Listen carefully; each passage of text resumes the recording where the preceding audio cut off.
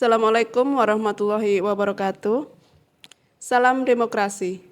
Teman pemilih, selamat datang di podcast Bisik, bincang inspiratif seputar informasi kepemiluan, media edukasi, kepemiluan yang menghadirkan berbagai informasi menarik, aktual, dan mencerahkan seputar demokrasi dan pemilu di Indonesia. Pada episode kali ini, kita akan membahas tema yang sangat penting, yaitu mengenal sistem pemilu di Indonesia, khususnya mengenai sistem proporsional terbuka dan bagaimana pengaruhnya terhadap hasil pemilu. Sebagaimana kita ketahui, sistem pemilu menentukan bagaimana suara rakyat diterjemahkan menjadi kursi di lembaga perwakilan. Karena itu, memahami sistem pemilu menjadi bagian penting dari pendidikan demokrasi bagi masyarakat. Untuk membahas tema ini telah hadir bersama kita Bapak Syafiq Naqsyabandi selaku Kepala Divisi Teknis Penyelenggaraan Pemilu KPU Kabupaten Pekalongan. Assalamualaikum warahmatullahi wabarakatuh. Selamat datang kembali Pak Syafiq di podcast Bisik. Waalaikumsalam Mbak Yanti. Oke. Senang sekali bisa hadir. Ya, hadir kembali yang berapa kali nih Pak? Udah Empat banyak apa ya? Empat ya. Oke. 4 kali ya. Oke. Ini Pak, sebagai awal Siap. diskusi kita, apa sebenarnya yang dimaksud dengan sistem pemilu ini Pak? Oke, jadi sistem pemilu ini adalah mekanisme atau metode yang digunakan untuk mengubah suara rakyat menjadi kursi di lembaga perwakilan. Jadi kan secara teknis yang kelihatan di lapangan itu kan ada masyarakat datang mencoblos. Nah, sistem ini yang mengubah bagaimana, bukan mengubah ya, yang mengatur bagaimana suara itu diberikan, harus memberikan kemana, kemudian bagaimana suara itu dihitung. Ya gampangnya kalau di tingkat TPS kan cuma menghitung A dapat berapa, B dapat berapa. Tapi dihitung kemudian dikonversi menjadi calon yang ditetapkan sebagai pemenang. Dari situ calon yang menang siapa? Nah, ini sistem ini yang mengatur itu semua. Terus mengapa sistem pemilu ini menjadi hal penting Pak dalam demokrasi? Oke, jadi sistem ini memengaruhi representasi politik. Jadi misalnya orang bisa saja bilang di suatu masyarakat ini kebanyakan masyarakatnya preferensinya apa, afiliasinya apa. Tapi bagaimana preferensi yang mayoritas atau afiliasi yang beragam itu bisa mewujud dalam keterwakilan politik yang juga sama. Jadi kalau suatu masyarakat itu mayoritasnya A, ya kursinya harus jadi mayoritasnya A. Atau masyarakatnya beragam, ya kursinya pun harus beragam. Jadi demikian itu pentingnya. Terus sistem pemilu yang digunakan di Indonesia saat ini pakai sistem apa Pak? Nah, untuk saat ini 2024 sebenarnya sejak 2009 ya, itu pertama kali digunakan dan bertahan sampai sekarang ini sistem proporsional terbuka. Jadi itu untuk pemilu DPR RI, DPRD kabupaten maupun DPRD provinsi.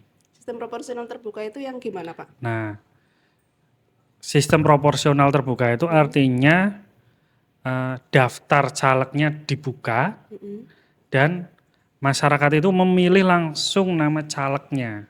Jadi tidak hanya memilih partai tapi memilih calegnya. Ya memilih partai tetap dihitung tapi masyarakat bisa memilih calegnya dan nanti calon yang menang itu adalah calon yang by name suaranya paling banyak. Itu intinya dari sistem proporsional terbuka. Kalau ada terbuka berarti ada ya tertutup ya Pak? Ada tertutup. Perbedaannya apa itu Pak? Nah, kalau saya tidak salah ingat, itu pada tahun 99 itu proporsional tertutup tuh. Jadi daftar calon itu tertutup. Masyarakat hanya memilih logo partai. Jadi nama caleg nggak tahu calegnya. Ya sebenarnya bisa diakses ya. Orang bisa aja tahu calegnya siapa tuh ada lah bisa ngakses. Cuma dalam surat suara itu yang ada hanya gambar partai. Itu tertutup tuh.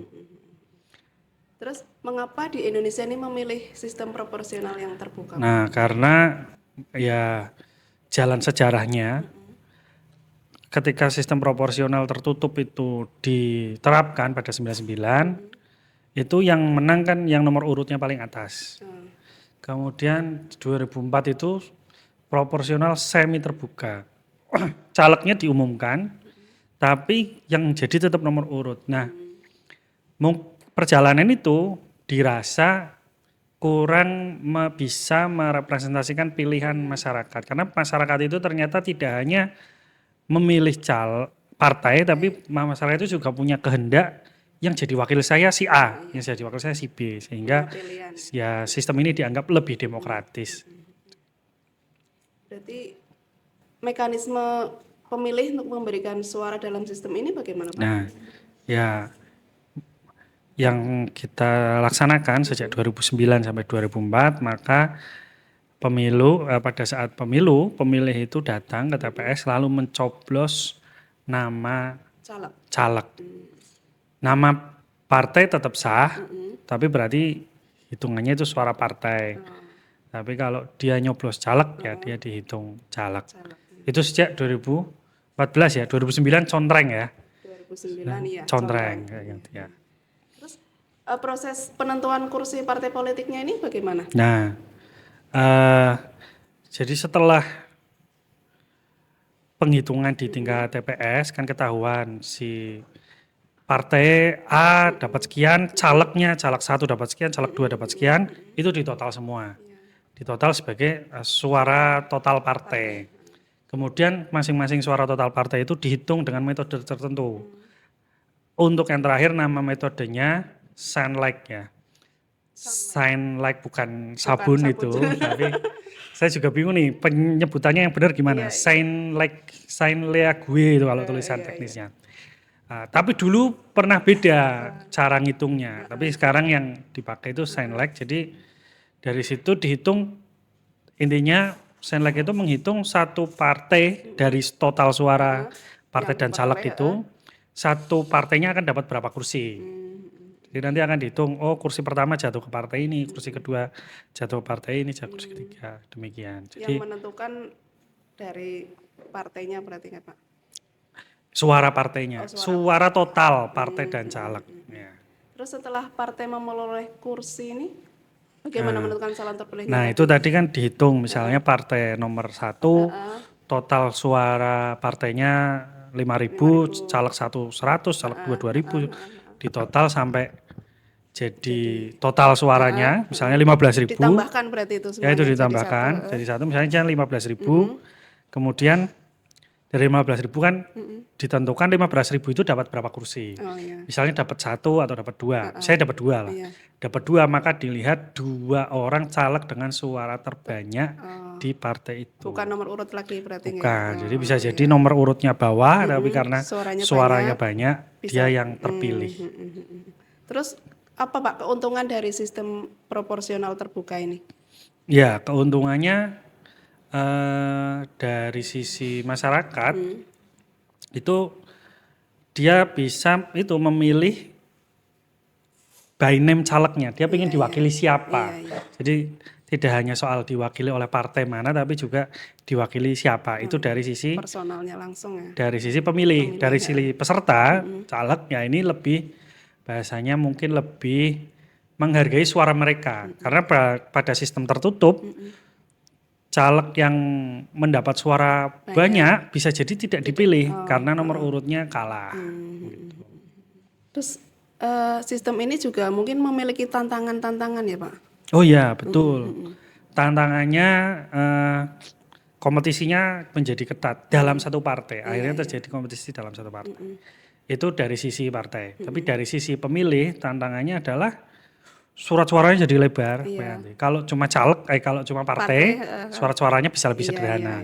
Cuma karena ini ada nama calegnya, belum kalau daerah pemilihan yang calegnya banyak, kursinya misalnya 12, maka surat suaranya jadi sangat lebar dan itu mungkin, ya bukan mungkin ya, dan itu pasti mempengaruhi tingkat masyarakat itu dalam mencoblos. Kesusahan mungkin membuka surat suara. Bagi yang mungkin orang tua ada kesusahan, kalau Ya karena masyarakat kan beda-beda, ada yang mungkin orang lansia, tua Iya, gitu, iya. dia harus dibuka semua, kemudian dibaca Satu-satu. satu-satu namanya. Nah, Iya, kalau iya. yang usia produktif saya kira Iya, iya. nggak ada masalah gitu.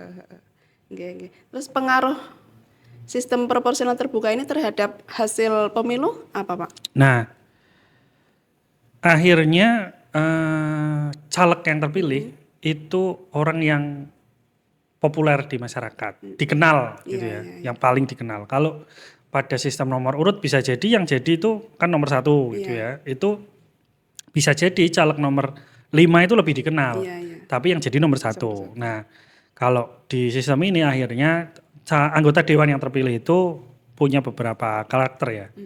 Karakter dalam artian karakter elektoralnya. Jadi dia pasti populer, Public yang figure kenal mungkin ya. banyak, Iya. kemudian dekat dengan masyarakat. Karena masyarakat akan menilai tuh caleg yang elitis sama yang egaliter gitu. Kemudian dia punya sosialisasi yang baik dan masyarakat tuh berarti lebih percaya sama si orang itu, Yang dipilih by name tersebut. orangnya. Oke, oke. Terus bagaimana Pak pengaruh sistem proporsional terbuka ini terhadap hasil pemilu? Hasilnya itu calegnya jadi lebih terkenal, lebih lebih populer di masyarakat, lebih dekat sama masyarakat. Jadi si anggota dewan itu akhirnya punya kebutuhan untuk selalu dekat dengan masyarakat. Karena sekali dia menjauh nanti masyarakat jadi nggak kenal, kira-kira gitu. Iya, iya. Terus pengaruh sistem ini terhadap partai politik sendiri, Pak? Terhadap partai politik, saya kira membuat partai politik itu lebih diminati lebih bisa melakukan rekrutmen caleg dengan terbuka gitu. Karena partai politik kan akan mencari caleg gitu. Nah, dengan sistem ini caleg yang direkrut oleh partai politik itu lebih fair gitu ya bahasanya ya, tidak ada preferensi-preferensi atau interest-interest tertentu. Walaupun ada pengaruhnya, walaupun ada by name-nya dibuka kan tetap ada nomor urutnya Bu Yanti. Nah, nomor urut itu tetap partai politik tuh yang menentukan siapa dapat nomor 1, siapa nomor 2. Tapi kan menentukan jadi apa tidak bukan nomor urutnya. Perolehan suara tadi. Perolehan suaranya. Terus dampaknya bagi masyarakat, Pak, ini sebagai pemilih. Oke, dampaknya bagi masyarakat itu ya masyarakat punya peran yang besar untuk menentukan langsung siapa yang mau mewakili mereka. Iya, iya. Jadi tidak lagi ditentukan oleh sekelompok elit parpol gitu ya, tapi dia bisa menentukan sendiri. Saya pengennya yang mewakili saya tuh yang caleg nomor berapa gitu. Udah punya pilihan langsung ya. Duh, Pak, sistem proporsional terbuka ini dapat meningkatkan kualitas demokrasi berarti nggih? Iya, karena salah satu inti dari demokrasi itu kan partisipasi masyarakat. Harapannya dengan nama caleg itu dibuka, masyarakat itu jadi butuh tahu nama calegnya, calegnya juga butuh dikenal oleh masyarakatnya, sehingga partisipasinya lebih meningkat. Dan masyarakat itu saya ingat kalau tahun 99 itu kan masih yang dilelah di daerah saya rada banyak konflik, jadi kayak pokoknya saya logonya ini, pokoknya saya logonya itu. Dulu waktu sistem proporsional tertutup gitu. Nah, dalam terbuka ini akhirnya kan milihnya orang, by name orang gitu. Bukan partai ya. Yeah. Terus dalam sistem pemilu ini bagaimana peran KPU, Pak? Nah, KPU ini bertugas atau berkewajiban menyelenggarakannya atau mewujudkan sistem proporsional terbuka ini benar-benar terwujud.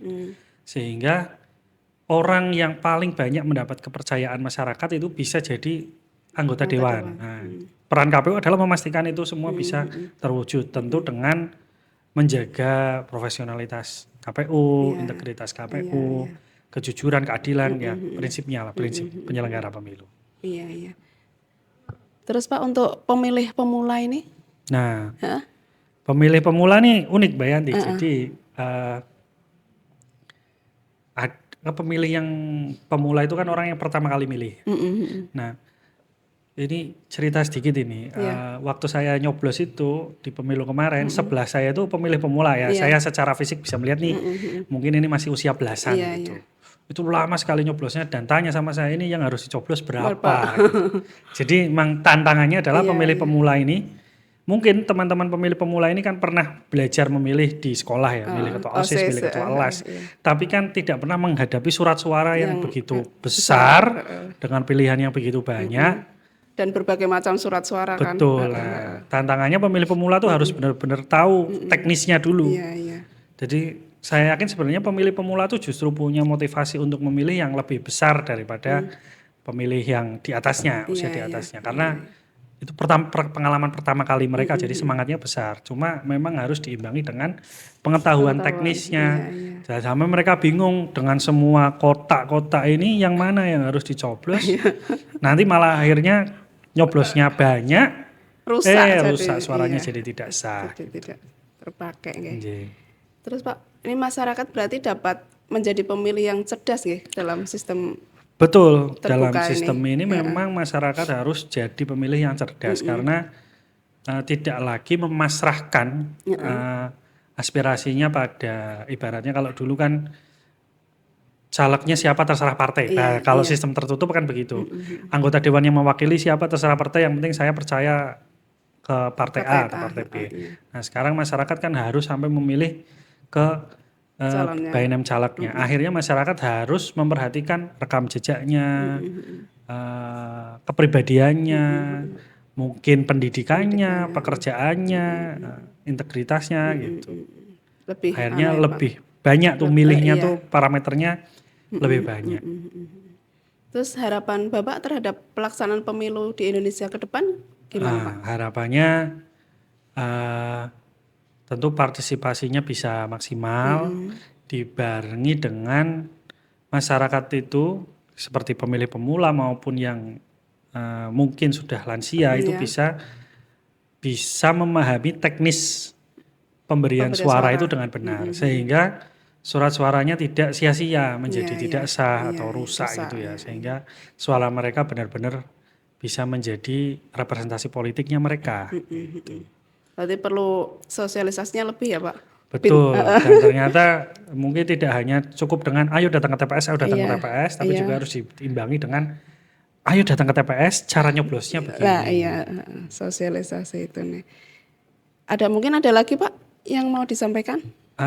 Jadi sistem proporsional terbuka ini menuntut masyarakat itu benar-benar tahu calegnya. Namun seringkali masyarakat itu kurang karena mungkin waktunya sibuk, akhirnya menggunakan parameter-parameter yang sempit, misalnya money politik atau gratifikasi lain selain uang itu yang akhirnya menjadi penentu suara mereka. Padahal harusnya jangan itu yang jadi pertimbangan. Harusnya tetap melihat rekam jejaknya, pekerjaannya, pendidikannya, kepribadiannya segala macam lah. Harapannya itu masyarakat juga semakin cerdas, tidak hanya menggunakan parameter-parameter yang jangka pendek gitu ya, tapi lebih menggunakan pertimbangan jangka panjang. Mungkin cukup nggih Pak? Siap, terima kasih. Apa ada lagi mungkin? Cukup Bu Yanti. Nanti kita sambung podcast lagi di lain waktu. Baik teman pemilih, dari perbincangan kita hari ini dapat disimpulkan bahwa sistem proporsional terbuka merupakan sistem pemilu yang memberikan kesempatan kepada masyarakat untuk memilih langsung calon wakil rakyat yang diinginkan. Sistem ini mendorong keterlibatan masyarakat yang lebih besar dalam demokrasi, namun juga menuntut pemilih untuk semakin cerdas dan kritis dalam menentukan pilihan. Karena itu, pemilu bukan sekedar datang ke TPS, tetapi juga tentang bagaimana masyarakat memahami sistem, mengenali calon, dan menggunakan hak pilih secara bertanggung jawab demi masa depan demokrasi yang lebih baik. Terima kasih kepada Bapak Syafiq Naksabandi selaku Ketua Divisi Teknis Penyelenggara Pemilu KPU Kabupaten Pekalongan atas penjelasan dan informasi yang bermanfaat ini. Baiklah teman pemilih, sampai di sini dulu episode kita kali ini. Terima kasih kepada teman pemilih yang telah mengikuti hingga akhir. Jangan lupa untuk terus ikuti episode-episode berikutnya di podcast Bisik, bincang inspiratif seputar informasi kepemiluan, karena akan ada banyak tema menarik seputar demokrasi dan kepemiluan yang tentunya edukatif, transparan, dan inspiratif. Saya pamit undur diri, sampai jumpa di episode selanjutnya. Podcast Bisik menginspirasi dan mendidik untuk demokrasi yang lebih baik. Wassalamualaikum warahmatullahi wabarakatuh. Waalaikumsalam.